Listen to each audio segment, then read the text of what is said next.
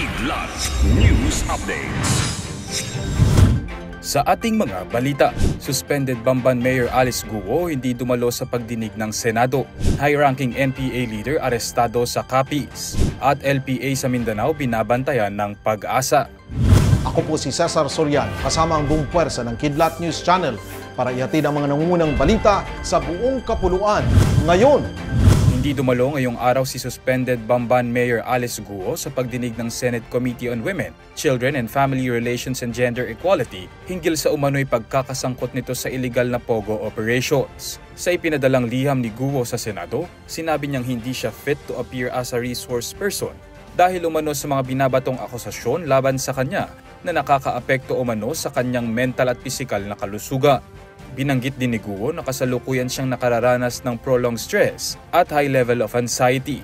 Ipinag-utos naman ni Senator Risa Hontiveros na ipapasabpina ang alkalde at kanyang pamilya upang mapilitan na humarap sa susunod na committee hearing. Arestado ng pinagsanib na puwersa ng pulisya at militar ang isang mataas na leader at extortionist ng New People's Army o NPA sa operasyon sa Sitio Siwalang, Barangay Tapulang, Maayon, Capiz. Base sa ulat ng 3rd Infantry Division, kinilala ang leader na si Francisco Balois o kilala rin bilang Tonyi, 51 anyos na residente ng Barangay Katipunan, Tapas at squad leader ng Squad 2 ng Madyaas 2, Central Front Committee Rehiyon, Panay.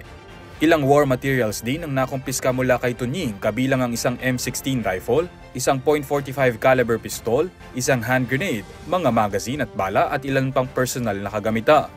Nahaharap sa 9 na pending warrants of arrest ang suspect dahil sa patong-patong na kaso gaya ng murder, possession of explosives with frustrated murder, 5 counts ng rebellion, robbery in band at paglabag sa anti-piracy and anti-highway robbery law. Ayon sa militar ay naasahang malaking dagok ang pagkakadakip kay Tonying sa communist terrorist group sa Panay at magandang balita para sa mga negosyanteng biktima ng pangingikil ng naturang suspect. Isang low-pressure area o LPA ang kasalukuyang binabantayan ng Philippine Atmospheric, Geophysical and Astronomical Services Administration o Pag-asa. Base sa Climate Forum ng Pag-asa, ang LPA ay kumikilos 365 km silangang timog-silangan ng General Santos City. Paglilinaw naman ng Weather Bureau na bagamat mahina ang namataang LPA, pinalakas naman ito ng Intertropical Convergence Zone na magdadala ng kalat-kalat na pag-ulan sa Mindanao. Samantala, binabantayan pa ng Pag-asa ang posibleng pagkalusaw ng LPA sa susunod na 24 at 48 hours. Para sa Kidlat News Update, Renzel Lenon, nag-uulat. At inyo pong natungayan ang mga headlines sa nakalipas na mga oras. Manatiling nakatutok para sa mga susunod na updates at breaking news. Ako po si Cesar Soriano, kasama nyo sa bawat pagputok ng balita.